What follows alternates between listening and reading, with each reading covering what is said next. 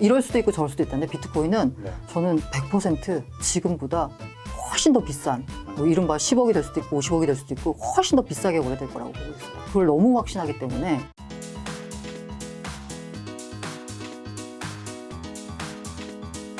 무엇보다 사실 기자님을 한번 꼭 뵙고 싶었는데 네. 왜냐면 저희 이제 김작가 TV 채널에서 거의 재테크를 주로 많이 다루는데 네네네. 주식, 부동산, 그렇죠. 뭐 되게 다양한 거 많았는데 비트코인을 전문으로 다룬 적이 한 번도 없어요. 뭔가 좀 가상화폐 쪽을 다룬다는 것 자체가 조금 조심스럽기도 하고. 뭐 아직도 이제 저기 시골 어르신들은 그 사기 아니야? 그렇게 생각하시는 분도 여전히 그쵸. 있긴 하니까요. 맞아요. 특히나 또 뭐 가치 투자나 아니면 또 어떤 부분에서는 이거를 이제 별로 인정 안 하는 느낌도 아직 있으니까. 가치 평가가 불가능하다.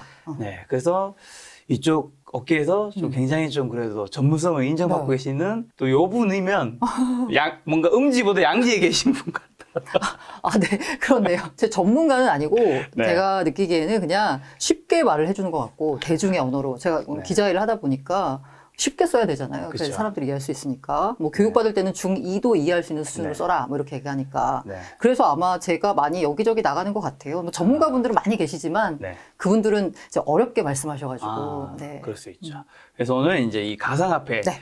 이 내용은 초급부터 뭐 중급 다 섞여 있을 것 같아요. 왜냐면 네네. 처음 이제 맞아요. 전문적으로 하는 거라서 일단은 기자님 비트코인 요거 처음은 좀 언제 알게 되셨고 네. 알게 된 이유 또 투자는 바로 안 했을 수 있으니까 제가 알기로는 뭐 지금 굉장히 많은 자산 그쪽에 투자하고 계신 네, 걸로 알지만 맞아요. 초기로 돌아가신다면 그 2017년 네. 2월에요. 네. 그때 2016년 하반기부터 해가지고 그때 뭐 했냐면 제가 당시 경제부에 있었는데 네. 그 경제부 이제 뭔가 그 회사의 방침이 온라인 콘텐츠를 강화하라 이런 거였어요. 네.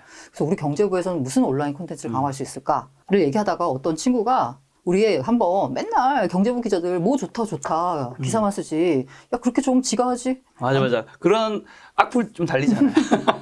그래서 야 그럼 우리 지가 해보자라고 네. 해서 내돈내산 해서 네. 내 돈으로 내가 투자해서 내가 기사 쓰는 걸 한번 시리즈로 했어요. 30 테크라고 해서 이제 30대 재테크라고 네. 해가지고 이제 시작을 했어요. 그래서 이제 순서대로 그때 당시에 그 풀에 있는 기자들이 한 6명 됐나 그래서 이제 각자 이제 순번이 있잖아요. 네. 그럼 그 순번대로 돌아가는데 이제 제 순번이 왔을 때 처음에 저도 약간 뭐 그냥 남들 다 하는 거 그냥 뭐 적립식 소득공제 펀드 그 다음에 했던 게 P2P 투자 그리고 이제 세 번째 차례가 이제 돌아올 참인데 네. 제가 이제 뭐 되게 많이 만나잖아요. 이쪽 당시 그쵸. 이제 증권팀 출입하고 있었으니까 그러면 제가 만나면 항상 물어보는 게 뭐 투자하세요? 이런 거 물어봐요. 그러면 좀 만난 사람들 뭐 CIO나 뭐 아니면 무슨 펀드 매니저 이런 분들 많이 만나니까 그랬을 때 뭐 투자하세요라고 물어보면 다들 약간 뻔한 답을 합니다. 뭐 펀드 한다고 그러는 거다. 아니 뭐 금, 뭐 채권 뭐 이게 되게 그냥 노멀하죠. 노멀한 답들 해요. 그런데 당시 그 자리에 원래는 그 회사의 대표가 오기로 했었어요. 로보 어드바이저 회사의 대표가. 그런데 그 대표가 감님이 부르는 바람에 판매사, 모 증권사에서 들어와 이래가지고 바로 들어가는 바람에 그 점심자리에 못 오게 된 거예요. 그러니까 그 약간 핀테크 그룹의 홍보 부장님이 그 회사의 마케팅 대리를 그냥 데리고 나왔어요. 죄송하다면서. 난 뭐 상관없으니까. 그래서 밥을 먹는데 제가 역시나 물어봤죠. 뭐 투자하세요? 네. 그럼 뭐 부장님은 그냥 팀장님 그냥 뭐 투자 뭐 기억이 안 나 잘 뭐라고 답했는지. 근데 그 대리님이 기자님 제가 그 질문을 기다렸습니다. 이러더니 저한테 핸드폰으로 짠 하고 보여주는 거예요. 이게 뭐예요? 이게 했더니 저 비트코인 매달 5만 원씩 투자하고 있다는 거예요. 그 당시에. 네. 그래서 그게 뭐예요? 그랬더니 비트코인이라고 있다는 거예요. 그래서 저는 비트코인이라고 하는 걸 사실 그 외신도 봐야 되거든요. 경제 보니까 거기서 봤어요. 보기는. 근데 약간 이런 게 있나 보다. 그냥 주변에서 투자하는 사람 처음 봤거든요. 저 그 사기 아니에요? 그랬더니 기자님 이거 공부해 보시면 진짜 이게 정말 다를 거라고 그런 거예요. 마침 그래서 나도 그 투자하는 게 있어가지고 처음에 이제 투자를 할 때 그러면 내 돈 내서 한번 해보자. 원래 물리고 공부하잖아요. 그래서 한번 해보자라고 해서 그때 당시 거기에 10만 원을 입금을 한 다음에 비트코인을 사려고 했어요. 근데 10만 원 입금을 했는데 이게 뭔가 반영이 안 됐어. 그래서 짜증이 나가지고 10만 원을 또 입금했어. 결과적으로 20만 원을 가지고 처음 투자를 시작했는데 비트코인 당시 120만 원을 했어요. 그때 120만. 그래가지고 0.1개를 산 다음에 뭔가 좀 떨어지게 사야 될 것 같아서 남은 8만 원 있잖아요. 뭐 사지? 라고 보다가 거기 보니까 이더리움과 이더리움 클래식이 있더라고요. 이더리움 클래식은 당시 4천인가 3천인가 되게 너무 약간 싼 거야. 또 너무 싼 거는 좀 안 사잖아요. 그래가지고 그냥 이더리움은 정말 한 번도 들어본 적도 없는데 그냥 샀어. 그래서 12만 원은 비트코인, 8만 원은 이더리움을 샀습니다. 사가지고 있는데 이제 뭐 기사 써야 되니까 또 이렇게 어떻게 되나 뭐 이런 봐야 되는데 저는 그냥 한 이틀 정도는 그냥 이제 좀 웃긴 얘기지만 그때 9시에 문 열어가지고 시장이 3시 반에 문 닫는 줄 알았어요. 아, 주식처럼? 네네. 몰랐으니까, 아무것도. 그래서 3시 반에 이제 종가를 받고 이렇게 했는데 한 이틀인가? 하루 그 다음날 제가 12시에 그 앱을 우연히 딱 열어봤는데 달라져 있는 거 숫자가. 밤 12시? 뭐지? 근데 막 움직여. 왜 지금 이 시간에? 이거 근데 계속 막 움직이고 있으니까 잠을 못 이루고 있는 거예요. 그래서 약간 굉장히 잠을 설치고 나서 네. 아침에 이 거래소에 네. 마케팅 대리한테 진영 씨, 제가 되게 쪽팔리지만 질문 있다. 왜 가격이 움직이냐라고 했더니 대리가 막 웃으면서 기자님 그거 24시간 거래야 돼요. 자기도 처음에 근데 잠을 어떻게 자요? 그랬더니 자기도 처음에 회사 입사를 하고 나서 네. 경험을 해봐야 된다라고 해서 투자를 했더니 정말 며칠은 잠을 못 잤대요. 그 투자하고 나서. 근데 지금은 좀 괜찮아요 이러더라고요. 네. 그때부터 약간 이거 뭐야? 완전 뭔가 이상한 거잖아? 새로운 네. 거잖아? 라고 하면서 관심을 갖게 돼서 이제 공부를 하게 됐죠. 그게 시작. 네, 그 시작. 여기서 궁금한 거는 그 대리님은 도대체 지금 어떻게 됐습니까? 자산이. 그분은 지금 사실- 현재 그냥 뭐 다른 역시나 다른 운용사에 계시고요. 네. 그냥 계속 적립 투자했다면서요? 5만 원씩이잖아. 큰 돈을 안 들어가셨어. 아, 1년 하면 60만 원이구나. 얼마 안 되는 거예요. 그냥 얼마 용돈을 안 한 거예요. 되는구나. 용돈으로. 제가 보기에 열심히 회사를 다니고 있는 걸로 봐서 네. 뭐 이렇게 크게 달라진 것 같진 않습니다. 그럼 기자님은 지금 자산 기준, 제가 기자님 얼마 있는지는 사실 예전에 뭐 다른 어디서 본 적이 좀 있긴 하지만 지금 또 얼마인지 모르니까 자산 안 궁금한데 비중은 어떻게 돼요? 가상화폐 쪽에 있는 자산이 도대체 전체 자산이 몇 % 정도 차지합니까? 그러니까 부동산이라고 하면은 그 대출받아 산 아파트가 네, 있고 네, 나머지 제가 가용할 수 있는 자산은 네. 전부 저는 코인 투자예요. 부동산 빼고는 다 이쪽에 있는 거네요. 그렇죠. 아, 근데 뭐 맨날 나가는 거 있잖아요. 뭐 보험이나 나가는 거 있고 네네. 그다음에 무슨 뭐 그 펀드 연금식으로 네네. 나가는 거 있고 그런 거 빼고 네. 나서 제가 가용할 수 있는 자산은 네. 전 전부 여기 투자하고 있어요. 야, 그럼 그만큼 이쪽 시장을 굉장히 긍정적으로 본다는 거잖아요. 맞아요. 특히나 제가 알기로는 비트코인을 훨씬 더 좋게 보시는 걸로 아는데 이쪽 가상화폐는 좀 긍정적으로 보시는 이유는 뭐예요? 부정적인 시선도 굉장히 많은 것도 사실이잖아요. 비트코인만 놓고 보자면 그 30년 후에 네. 삼성전자 주가는 얼마일 것 같으세요? 지금부터요? 네. 뭐 지금보다 비싸겠죠? 비쌀 확률이 높겠죠? 무조건 그렇진 않지만 시가총액은 다르니까. 전 회사가 사라질 수도 있을 것 같아요. 그렇죠. 뭐 그럴 수도 있긴 아니면 하죠. 쪼그라들었거나. 네. 근데 저는 비트코인은 이럴 수도 있고 저럴 수도 있다는데 비트코인은 네. 저는 100% 지금보다 훨씬 더 비싼 뭐 이른바 10억이 될 수도 있고 50억이 될 수도 있고 훨씬 더 비싸게 거래될 거라고 보고 있어요. 그걸 너무 확신하기 때문에 너무 확실. 네, 그래서 되게 마음 편하게 투자하고 있죠. 아, 여기서 중요한 거는 너무 확신의 근거는 어쨌든 나름 있을 거잖아요. 그게 뭔데요? 이른바 사람들이 말하고 있는 디지털 금이죠. 디지털 금. 디지털 금. 디지털 금. 아, 이게 끝이에요? 이제 끝. 아니 뭔가 좀 더 부연 설명이 있어야죠. 그죠? 없어. 디지털 금이야. 왜 디지털 금인데 그러면?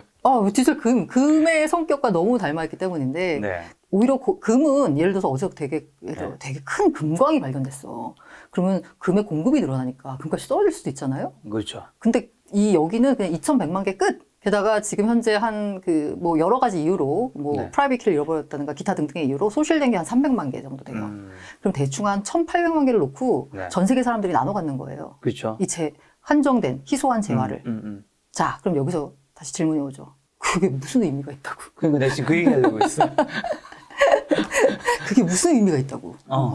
자, 그럼 여기서 이제 제가 네. 저도 약간 비트코인 투자를 하면서 처음으로 그런 질문을 이제 스스로 해보고 그러네라고 생각을 해본 게 가치란 무엇인가요? 가치란 무엇인가? 가치란 무엇인가? 가치란 무엇인가? 아, 이거 되게 철학적인데.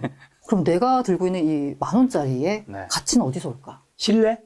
내가 이걸 살 수 있다라는 뭐 그런 걸까요? 그쵸. 신뢰죠. 믿음이죠. 그러니까 뭐 제가 늘 그런 비유를 드는데 제가 10,000원짜리 들고 여기 밑에 편의점 가가지고 콜라 하나 사 먹으면은 10,000원짜리 되면 콜라 주겠죠. 거슴돈 주고. 당연하죠. 네. 근데 제가 만약에 남아프리카 공화국에 가가지고 네네. 거기 들어갔더니 이제 거기 편의점 아저씨가 제가 10,000원짜리 내밀 콜라 내밀었더니 저를 한번 쳐다보고 얘 지금 뭐 하자는 거지? 라고 콜라 주겠어요? 달러 달라고 하겠죠. 안 주겠죠. 네.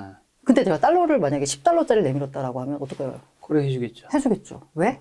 달러는 글로벌 기축통화잖아요. 그러니까요. 그러니까 글로벌 사람들이 믿고 있는, 글로벌 사람들이 다 신뢰하고 있는 기축통화이기 때문에 지구에선 통용이 될 거예요. 원화가 남아프리카 공화국에 통용되지 않는 이유는 원화 경제권이라고 하는 게 사실 우리 대한민국 플러스 약간 뭐 약간 해외 교포들 모여있는 몇몇 군데를 빼면은 사실 굉장히 제한적이잖아요. 그때 거기서만 통용이 되는 거야. 네. 그러니까 가치라고 하는 건 그게 가치가 있다고 믿는 이 폐쇄적인 공동체 안에서만 의미가 있는 거거든요. 그렇죠. 그러니까 지구라는 폐쇄적 공동체 안에서 달러가 의미가 있는데 예를 들어서 외계인을 만났어. 달러를 내밀면 얘는 뭐지? 그렇죠. 라고 생각하겠죠. 왜? 여기는 달러라고 하는 건 지구라는, 지구인들이라는 폐쇄적 공동체 안에서만 네. 가치가 있다라고 믿으니까요. 그러니까 가치라고 하는 건 결과적으로 봤을 때 말씀드린 대로 이게 있다라고 믿는 그 공동체 안에서만 가치가 있는 거잖아요. 가치가 있다라고 믿는. 여기서 궁금한 거는 그러면 이제 지금은 비트코인이 그 믿음을 가지고 있는 가장 대표적인 코인이기 맞아요. 때문에 이제 상징성이 있는데 이게 바뀔 수도 있잖아요. 그게 바뀌지 않을 것 같다라는 거예요. 그러니까 그게 네. 왜 안 바뀌지 않을 건지 여쭤보는 거예요. 다른 코인이 뭐 2등, 3등, 이더리움이든 뭐든 걔네가 치고 올라갈 수도 있는 그 거니까. 이더리움 같은 경우에 시가총액이 이제 네. 더 커질 수는 있는데 제가 말씀드린 건 이제 그 디지털 금으로서의 정체성을 봤을 때 비트코인은 다른 걸 교체할 수 없다라고 말씀을 드린 이유가 비트코인은 아까 말씀드린 대로 공급이 제한적이다라고 했잖아요. 2,100만 개. 이게 프로그래밍 돼 있어요. 그래서 이 코인을 뭐 약간 유식한 말로 프로그래머블 머니다라는 이제 표현도 쓰거든요. 돈의 돈의 프로그래밍이 돼 있거든요. 네. 그래서 프로그래밍이 2140년에 채굴이 중단되도록 설계가 돼 있는 거예요. 네. 그리고 이걸 만들었던 사람은 어딘가로 사라졌어. 몰라. 누군지. 아무도 알 수가 없어. 그러니까 그게 제일 의심스러워. 그래서 뭐 FBI가 했네. 뭐 말이 많은데 아무도 사라졌어. 그런데 만약에 이거 2100만 개로 내가 이거를 우리 더 발행하고 싶어. 이거 할 수가 없어요. 할 수 없죠. 네. 잠깐만, 그러면 다른 화폐 코인들은 재단이 그냥 고치면 되는 거예요. 고치면 끝나는 거예요? 네. 이렇게 제한적인 게 없어요? 다른 것 중에서는? 그러니까 재단이 나서서 특히 이제 이더리움 같은 경우에는 이게 토큰 분포가 고루돼 있기 때문에 합의를 이뤄가자는 과정이 비교적 민주적이고 마음대로 할 수 없는데 네. 이른바 우리가 흔히 알고 있는 뭐 김치코인이나 여러 가지 이런 잡코인들 보면은 특정 세력에 의해서 그냥 마음대로 우리가 원래 약속했던 거 있잖아요. 그거를 고칠 수가 있는 거예요. 그런데 이제 비트코인은 그게 안 되기 때문에 어떻게 보면 굉장히 비효율적이기도 해요. 그래서 그 기술 측면에서 봤을 때는 기술 측면에서 봤을 때는 비트코인이 가장 조금 초기에 나왔잖아요. 그러니까 가장 좀 뭔가 뒤처지지 않았냐라는 얘기를 듣기도 해요. 네. 근데 하지만 그렇기 때문에 2100만 개의 발행량이 달라지지 않는다라는 믿음이 있기 때문에 이게 이제 디지털 금이 될 수 있는 거고요. 근데 원리적으로 그러니까 이론적으로 말하자면 고칠 수는 있어. 어떻게 고치냐면 무슨 말이에요? 고칠 수 있다는 거야, 없다는 거야, 도대체? 이론적으로 있는데 현실적으로 안 돼. 네. 왜? 2100만 개를 만약에 이제 우리가 2100만 개는 너무 조금이니까 8400만 개로 찍자. 4배 더 찍자라고 이제 누가 제안을 해요. 그럴 수 있죠. 이게 소프트웨어 프로그램이기 때문에 누군가 제안을 하게 되면 이 코인을 들고 있는 사람들이 여기다 투표를 할 수 있어요. 전원이 찬성해야 되네?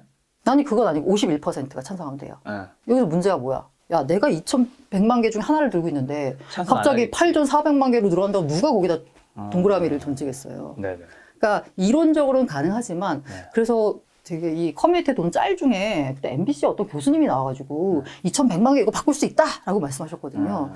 이론적으로는 되지. 이론적으로는 되죠. 근데 거기다 누가 총 맞았어요? 거기다 그걸 왜 내가 더 찍자고 해요? 내 지분 이름과 주식으로 치자면 지분 가치가 희석이 되는데 51%가 되면 되는 거예요. 51% 공격이라고 해서요. 깐부 할아버지가 있으면 되네.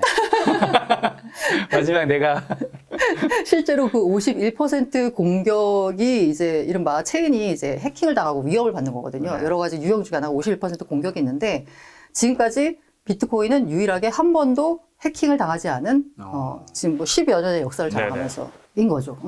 완전 코린이 저는 지금 굉장히 좀 재밌게 듣고 있는데 그러면 이제 지금 현재는 대표 코인을 부를 수 있는 건 우리가 비트코인이랑 이더리움이라 생각하면 되는 건가요? 그렇죠, 그렇죠. 그러면 대표 코인이 얘네들 외에 다른 것들이 대체할 수도 이더리움은 그게 가능한 거예요? 그렇죠. 이제 비트코인 아까 말씀드린 대로 그런 이유 때문에 디지털 금으로서의 지위가 확실히 확립이 됐다라고 보자면 이더리움으로 내려오면 네. 그 이더리움은 그 애초에 목표가 디지털 금이 아니에요. 여기는 그 비탈릭 부테린이라는 이더리움을 만든 애가 나는 월드 컴퓨터를 꿈꿔 한 거예요. 모든 것의 플랫폼이 되겠다고 하는 게 이더리움이에요. 그 플랫폼 위에 쓰이는 코인이 이더라고 하고 있고요. 네네. 정확히 말하면 우리가 이제 이더리움이라고 부르는 그 코인이 정확히 말하면 이더가 맞는 거예요. 원래는. 근데 아무튼 그래서 그 플랫폼 위 나는 세계 월드 컴퓨터가 되고 싶어. 내가 플랫폼이 돼서 이 위에 모든 앱들이 얹어져가지고 돌아갔으면 좋겠어. 그리고 이 앱을 쓸 때 수수료를 내거든요. 네. 플랫폼의 사용 대가로. 그게 이제 이더가 되는 거죠. 그렇기 때문에 비트코인과는 다르게 이제 그 서로 목표하고 있는 게 달라요. 그런데 이제 이더리움처럼 플랫폼이 되겠다고 하는 코인들이 굉장히 많아요. 여러 가지가. 그리고 나는 이더리움을 잡겠어. 이더리움 킬러야. 제2의 이더리움, 제3 이더리움 뭐 이런 거 되게 많거든요. 근데 지금까지 이더리움의 아성을 넘어선 게 하나도 없어요. 지금까지 그래서 알트코인 중에서는 이더리움이 이제 플랫폼으로서 지금 가장 강력하게 생태계도 구성하고 있고 이 위에서 많은 지금 앱들이 돌아가고 있고 이더리움에서 가장 많은 혁신이 일어나고 있고 이러고 있는데 이더리움도 문제가 있죠. 비싸. 비싸. 그래가지고 이제 그걸 해결하겠다고 해서 나왔던 이제 다른 체인들이 싸긴 한데, 이제 몇 가지 이제 문제점들을 갖고 있어가지고, 아직까지 이더리움을 넘어서는 플랫폼 코인은 지금 현재로서는 없는 것으로. 그러면 이제 대표 코인이 뭐 세 번째 대장이 될 수 있는 가능성이 그걸 알면 이제 그거 사야죠. 현재는 안 보이세요? 아니, 이제 몇몇 싹수가 보이는 친구들이 있어요. 그런 싹수가 보이는 친구들이 많이 올랐죠, 이미. 예를 들면 솔라나 같은 거. 솔라나. 그게 이제 이더리움이 아까 제가 비싸다고 했잖아요. 비싸고 조금 느려. 근데 빠르고 싸고 이걸 이제 내세우면서 나왔어요. 그래서 선풍적인 인기를 끌었는데 저도 솔라나를 한번 써봤는데 문제가 트래픽이 몰리니까 다운되더라고. 그래서 역시 이더리움만한 게 없다라는 또 얘기가 또 가능성 있는 거 한 개만 얘기하면 좀 위험할 수 있어요. 두 가지만 더 얘기하시죠. 이거는 지금 제가 가능성이 있다는 게 아니라 이미 시장에서 가능성이 있다라고 보고 그쵸. 이미 많이 커졌어요. 또 한두 개 정도 더 있다면 어딜까요? 없어요? 아니, 뭐 있는데, 제가 이걸 좋게 보는 거 아니에요. 참고로, 저는 현재 솔라나에 투자하고 있습니다. 그리고 에이다가 있어요. 카르다노라고 해서 투자자분들 많은데, 저는 에이다는 없고요. 에이다는 최근 들어서야 지금 메인넷 하고, 그 다음에 가상머신 붙여가지고, 최근 들어서 뭔가 이제 생태계 구성이 되고 있어서, 저는 약간 의문점이 있는데, 좋게 보시는 분들은 에이다 되게 좋게 보세요. 뒤에 얘기 좀 더 가기 전에, 그럼 비트코인 진짜 한 5년 뒤, 10년 뒤에 어느 정도 예상하세요? 아니면 이제 기자님 예상이든 또 세계적인 그렇게 이쪽 예상하신 분들도 있잖아요. 이게 비트코인은 아까 말한 대로 내재 가치라고 해야 되나? 그게 없어요. 근데 사실 우리 지표도 내재 가치 없는 거 마찬가지긴 하지만 아무튼 내재 가치가 없기 때문에 아까 제가 말한 가정이 성립이 돼야지 이게 가는 거예요. 그러니까 공급은 제한돼 있다. 근데 이걸 믿는 사람들이 늘어나는 거잖아요. 늘어나고는 있죠. 지금 현재 보면은 처음에 비트코인이 만들어졌을 때 비트코인을 믿는 사람들은 그 실리콘밸리에 있는 이른바 이제 그 컴퓨터 긱들, 그런 너드들이 이제 자기들끼리 막 이렇게 하다가 프로그래밍 해가지고 자기들끼리 막 주고받고 이렇게 했던 거거든요. 그러고 있다가 비트코인이라는 게 있네? 라고 이제 가치를 믿은 사람들이 어둠의 세력들, 마약 자금 하는 사람들. 이 사람들은 뭔가 가치를 이전하고 싶은데 가치 이전이 왜 디지털로 안 되는지 알아요? 예를 들어서 제가 김 작가님한테 5만 원 보내려고 하면 어떻게 보내요? 카카오뱅크를 쏘거나 계좌이체 그렇죠. 은행을 통하죠, 은행을. 근데 제가 김 작가님한테 뭔가 정보를 전하려고 할 때는 은행 같은 데를 통하나요? 아니요. 안 통하죠. 메일 보내거나 카톡. 그냥 망을 통하는 거지. 그거는 은행을 통하는 게 아니라. 그렇죠. 중간에 누가 없죠. 근데 왜 가치는 중간에 꼭 은행을 끼고 있어야 될까요? 그게 디지털의 문제가 복제가 가능하다는 거기 때문이거든요. 정보야 복제가 될 수 있지만 가치는 복제가 되면 안 되거든요. 안 되죠. 세상에 5만 원짜리가 하나밖에 없었는데 갑자기 두 개가 생기면 안 되는 거잖아요. 안 되지. 그렇기 때문에 이제 마약하는 친구들이 이제 마약 자금을 하는 그걸 대금 처리를 해야 되잖아요. 근데 이거를 은행을 이용하게 되면 다 들여다보고 있잖아요, 지금 미국이 금융 시스템 망을 다 장악하고 있는데 그쵸. FBI가 그거 돈 흐름만 추적하면 다 잡아낼 수 있잖아요. 근데 얘네가 보니까 비트코인이라는 게 있네? 그래서 이게 가치의 이전이 되면 되는 거잖아요. 꼭 그 1달러짜리가 옮겨가야 되는 게 아니라 네. 자기들끼리 약속하면 되는 거잖아요. 그치. 이 비트코인의 가치가 이전되면 이거는 여기서 우리가 1달러로 뭐 찾으면 된다고 현지에서 뭐 이런 식으로 이제 비트코인을 이 사람들이 가능성을 보고 P2P 거래가 되니까 이 사람들이 이용하기 시작했어요. 그러니까 이렇게 처음에 작은 집단에서 집단이 커질수록 비트코인 가격이 점점 오르는 거야. 그러니까 이 비트코인에 대한 신뢰가 깨졌어. 이 깨지는 첫 번째 계기가 뭐였냐면 마운트곡 해킹 사태. 마운트곡 해킹 사태가 2014년 2월에 일어났었는데 네. 이때 마운트곡스라는 거래소가 네. 지금 그냥 우리가 아는 그 일반 거래소가 아니라 전 세계 비트코인 거래 90%를 담당하는 곳이었어요. 여기 해킹을 당했어? 세상 끝난 줄 알았죠. 그렇죠, 그렇죠. 그래서 $1,000을 넘고 막 1,200달러 올라갔던 이 비트코인 가격이 쭉 떨어져가지고 200달러 막 이렇게 해서 바닥에서 기었어요. 굉장히 오랫동안. 뭐 10달러, 하여간 쭉 내려왔었어요. 이 인고의 세월을 거의 3년을 거친 다음에 네. 2017년 이제 불장을 맞이하게 된 거거든요.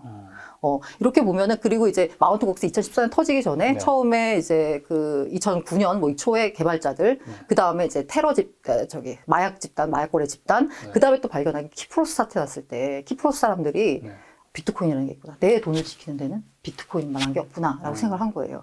키프로스 사태가 보면 이제 2013년에 그리스가 구제금융을 신청을 하면서 IMF한테 돈 빌려달라 그러면 IMF가 우리나라에도 그랬지만 가장 먼저 하는 게 뭐냐면 채무 조정이에요. 키프로스가 그리스 국채를 또 들고 있었거든요. 그러니까 이제 그 돈을 받아야 되면은 IMF 요구를 받아야 되는 거예요. IMF가 요구한 게 뭐냐면 헤어컷을 요구했어요. 헤어컷?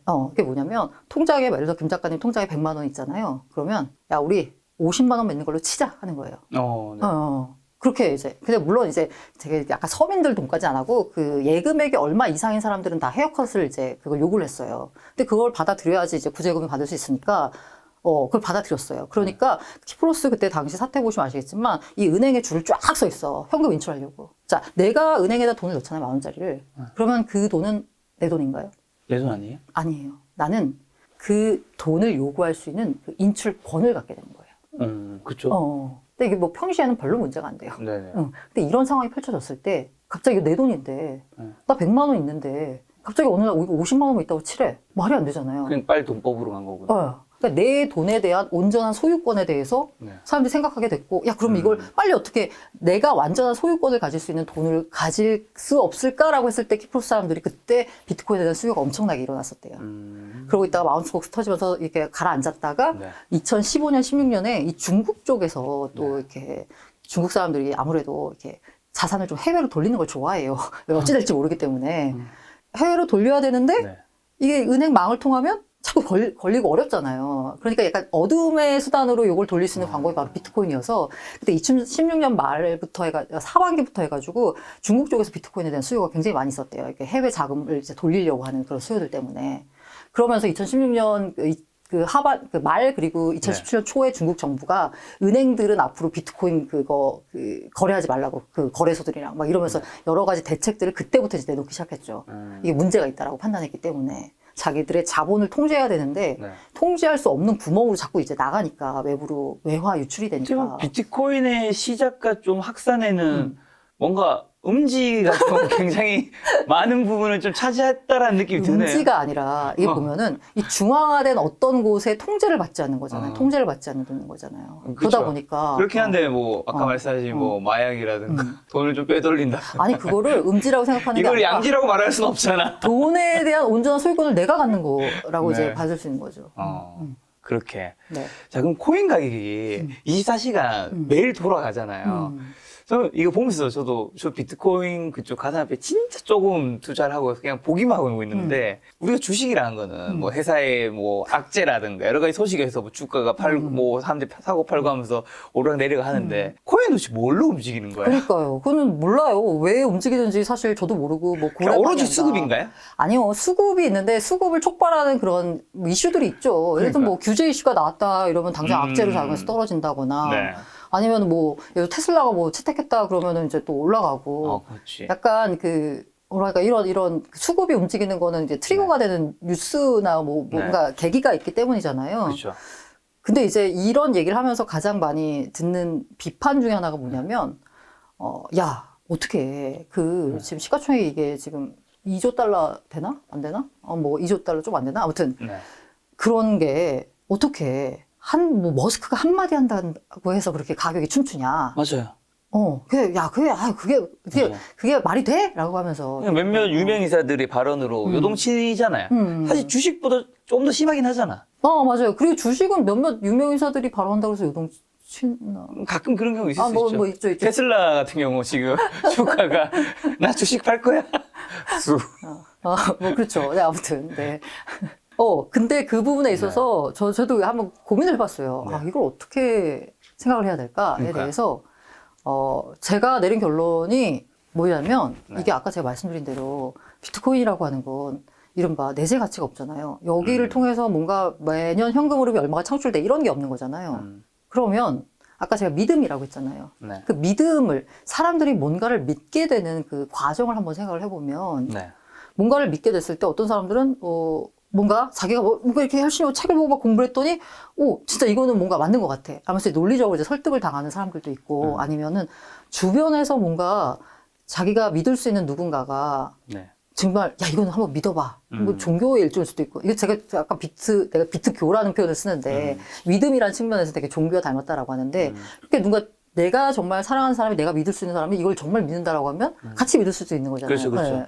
그런데 그래서 이 믿음이라는 관점에서 봤을 때 왜 유명인들 소위 인플루언서 말에 이렇게 가격이 흔들릴까를 생각을 해보면 그 우리가 믿는 그 근거 중에 하나로 많이 논리책에서 보면 왜 권위의 호소 이런 게 있잖아요.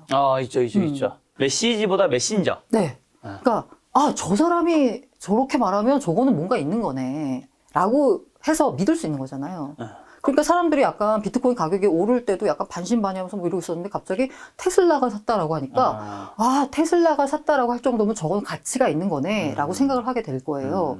사람들이 믿음에 굳건하게 만들거나 좀 흠집이 가는 거에 따라서 왔다 갔다 할 수 네네. 있는 요소가 굉장히 크다. 그게 바로 비트코인은 신뢰에 기반한 거기 때문에 가치가 어디서 나오냐? 아까 제가 시작 부분에도 말씀드렸다시피 믿음에서 온다. 근데 그 믿음이 흔들리는 거야. 네. 그러면 당연히 그게 가격에 반영이 되니까 가격이 출렁출렁 하는 게 좀 과도하게 나타난다라고 볼 수 있죠.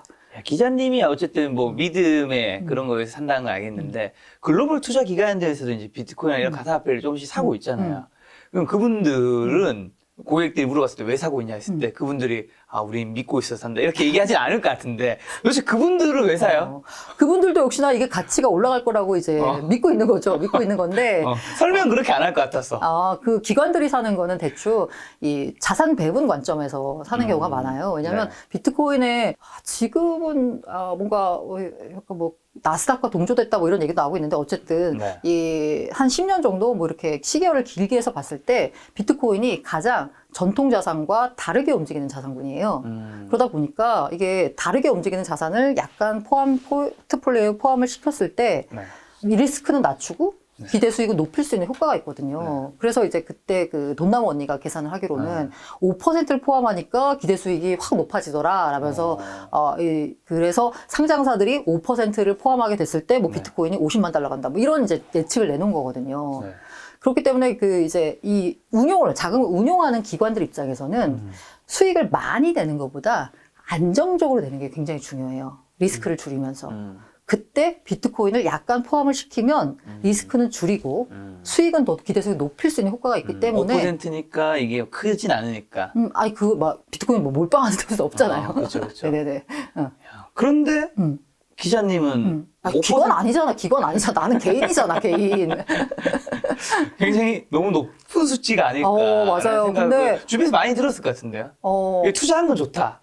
근데 비중이 너무 많지 않냐. 그렇죠. 근데 제가 아까 말씀드렸다시피 사람이 이제 돈을 모을 때 여러 가지 목적이 있어서 모으잖아요. 그렇죠. 대체로 다 집 살려고 많이 모으잖아요. 그렇죠. 그럼 집은 이미 이제 뭐 대출 껴서 샀고 이거는 이제 꾸준히 그냥 나가는 돈이고. 그리고 내 보험료나 뭐 이런 거 이제 가용할 수 있는 거 다 내고 나머지 여유 자금을 그러면은 적금에 넣을래, 뭐 주식을 할래, 펀드를 할래, 비트코인 할래라고 봤을 때 저는 이게 제일 수익률이 높다라고 생각하기 때문이에요. 제가 항상 주장하는 약간 일종의 투자 철학이라고 하면 철학이라는 게 있는데 돈을 버는 가장 쉬운 방법은 뭐냐? 그 시장에 내가 있어야 된다. 예를 들어서 지난해 2020년에는 주식 투자하는 거의 대부분의 동학개미들이 돈을 벌었을 거예요. 그런 시장에서도 돈을 못 번다고 하면 저는 할 말이 없습니다. 정말 그건 진짜 할 말이 없어요. 근데 왜? 그때는 그냥 시장이 올랐거든요. 바닥을 찍고 그쵸. 올라가는 장이었거든요. 뭐만 잡으면 누가 덜 먹고 더 먹냐의 차이였지. 일단 맞아요. 먹었거든요. 네. 근데 만약에 진짜 어려운 장에서는 네. 돈 먹는 그 투자를 해서 주식 투자해서 돈을 번다라고 진짜 잘하는 거 축하드려요. 그분은 이제 고수. 그리고 아파트 시장이 좋을 때 거기 내가 들어가서 거기 들어가서 아무거나 사면 오른다. 이거는 오르죠. 내가 그때 그거 샀어야지 오르는 거예요. 네. 그죠? 근데 만약에 내가 꼭지 샀어. 이른바 이제 2008년에 버블 세븐이라고 막 해서 난리가 났을 때 그때 사서 그때가 꼭지였죠. 그때 아파트 시장이 있으면 안 되는 거예요. 네. 어떤 시장에서 돈을 버는 가장 쉬운 방법은 그 될성 부른 시장에 발을 담가야 되는 거거든요. 그렇죠. 그게 쉽죠. 네. 그래야지 돈 벌기가 쉬우니까. 그래서 저는 약간 제가 연초부터 그런 얘기를 했었는데 네. 지금 그 연초에 제가 주식을 다 정리를 하고 마지막으로 삼성전자를 팔고 연초에? 예, 제가 8만 9층에 있을 4천 원에? 때? 아니 8만 4천 원쯤에 아. 팔았어요. 이거 잘 파셨다. 팔면 이제 더 이상 안 갈 것 같고 비트코인이 그때 네. 더 상승 가능성이 높아 보이는 거예요. 이 그때 시장 얼마였어요? 간다. 그때가 그때 테슬라 투자 전가 이래가지고 4만 달러 아직 안 통과했어요. 오르기 전이었구나. 네네네. 그때. 그래서 이 시장 보니까 이 주식은 이제 안 될 것 같다는 느낌이 들어서 이제 삼성전자 정리하고 그리고서 비트코인으로 그걸 이제 다 이제 넘어왔었죠. 네. 그 이유는 뭐냐? 주식보다는 이제 이게 더 유망할 것 같았고. 근데 저는 이제 코인 투자를 하는 사람이니까 이쪽으로 넘어왔는데, 네. 다른 사람들 얘기한 거는, 야, 지금은 약간 무조건 네. 국내 시장 쪽이 과연 좋을까라는 생각을 한번 해보는 게 좋을 거고, 이게 삼성전자에 대해서 너무 다들 믿음이 있으셔가지고, 삼성이 더 갈까? 여기서 더 가기는 쉽지 않을 것 같지 않나라는 생각을 했었거든요. 그러면서 제가 이제 얘기를 한 게 뭐였냐면, 그리고 코인 시장이 좋을 것 같았는데 5월 달에 이른바 이제 이 업계 용어는 붓다빔이라고 하거든요. 숫자빔. 부처님 오신 날 이게 확 떨어졌어요. 3만 달러까지 막 밀렸거든요. 붓다빔. 네. 쫙 밀렸을 때 제가 그때 그 아픔을 겪었었는데 그때 거기 하다가 알고 있습니다. 네. 제가 여기 나와서 이렇게 웃으면서 얘기할 수 있는 건 지금 그래도 먹고 살만해졌으니까 나와서 이런 거예요. 다시 또 올랐으니까. 뭐 그런 것도 있고 그다음에 여기서 말씀드리지만 가끔 저 걱정하는 제가 관종이라서 네네. 인터넷에 제 이름 검색해 보거든요. 네네. 그러면은 저를 걱정하는 분들이 가끔 있는데 네네. 여기서 말은 걱정이지만 약간 조롱을 담아 저 그냥 잘 살고 있으니까요. 걱정 안 해주셔도 됩니다. 네. 그때 그거 맞고 나서는 제가 약간 야 이제는 코인이 아니고 뭔가 좋은 시장은 미국 시장이다. 그냥 미국 중시해야 된다. 미국 주식 해야 되는 입장이었거든요. 근데 지금은 잘 모르겠어요. 미국 주식도 너무 많이 또 위로도 올랐으니까. 그리고 지금은 코인이 그럼 좋냐라고 보면은 지금 좋긴 한데 네. 이게 하도 약간 여러 번 두드려 맞아본 경험이 있다 보니까 네. 요새 안 좋은 뉴스가 없거든요. 더 불안해. 안 좋은 뉴스가 없어서 더 불안해요. 네. 너무 좋은 뉴스만 나오고 있어가지고 불안해요. 코인.